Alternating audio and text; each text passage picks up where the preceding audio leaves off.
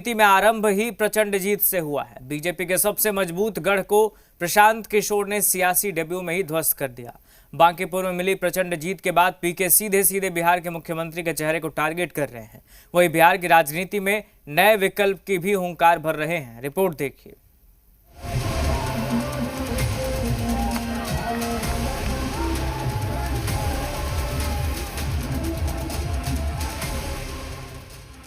बांकीपुर में प्रचंड जीत दर्ज करने के बाद प्रशांत किशोर सीधे सीधे मुख्यमंत्री के चेहरे को टारगेट कर रहे हैं।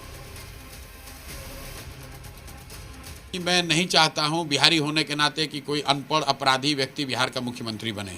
लड़ाई किसी व्यक्ति से नहीं है, उस व्यक्ति के चरित्र से, उस व्यक्ति के पृष्ठभूमि से है। मैं ये नहीं चाहता हूं। क्या आप पत्रकार के तौर पर, आप बिहार के हैं, तो आप चाहेंगे कि बिहार का मुख्यमंत्री कोई अपराधी हो? तो कोई अनपढ़ अपराधी व्यक्ति बिहार का मुख्यमंत्री न बनने, इस आइडिया के खिलाफ हम, इस आइडिया के लिए हम लोग लड़ रहे हैं। वो मुख्यमंत्री भाजपा का है, भाजपा का ही बनेगा, कोई अच्छा आदमी बने।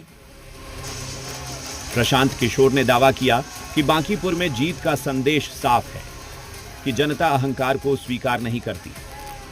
उन्होंने कहा कि समर्थन कितना भी हो, लेकिन जनता अपने हिसाब से नेतृत्व चुनती है। जनता किसी चेहरे को सिर्फ जाति, धर्म या राजनीतिक दबदबे के आधार पर स्वीकार नहीं करेगी।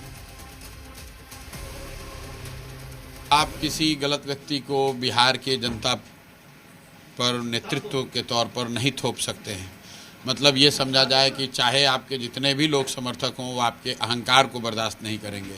मतलब ये समझा जाए कि बिहार में लोग जाति, धर्म, मोदी भक्ति से ऊपर उठकर अपने बच्चों के लिए, बिहार के लिए तरक्की की भी बात सोचना चाहते हैं। इसीलिए लोगों ने इस तरह का वोट किया है। बांकीपुर में मिली जीत के बाद पीके ने सत्ता पक्ष और विपक्ष दोनों पर निशाना साधा। उन्होंने कहा कि सत्ता में बैठे लोगों के लिए जनता का संदेश खतरे की घंटी है, जबकि विपक्ष के लिए कोई घंटी नहीं बची। अब ये मुझे नहीं मालूम है कि विकल्प की राजनीति क्या होती है, लेकिन लोगों को बिहार में विकल्प मिले ताकि लोग लालू के डर से भाजपा और भाजपा के डर से लालू को जो वोट देने की मजबूरी है, उस कुचक्र से बाहर निकल सके। एक सवाल आपसे ये है कि क्या आपकी जीत तेजस्वी और आरजेडी के लिए खतरे की घंटी है? भाई यहाँ पर जो सत्ता में है उसके लिए खतरे की घंटी होगी, जो विपक्ष में पहले ही से मरा बैठा हुआ उसके लिए क्या खतरा घंटी होगी? तो ऐसे ही पहले से खत्म है। वहीं मीसा भारतीय लगातार प्रशांत किशोर को बीजेपी का असली उम्मीदवार बता रही हैं, जिस पर पीके ने पलटवार किया।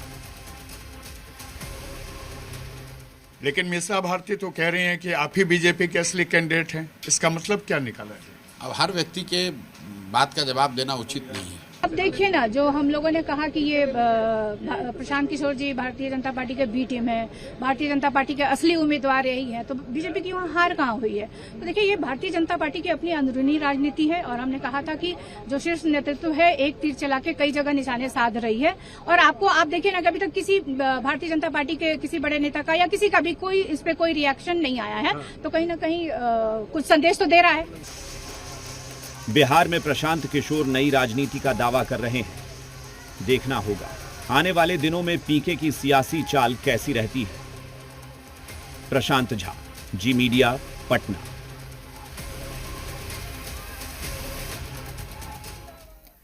बांकीपुर में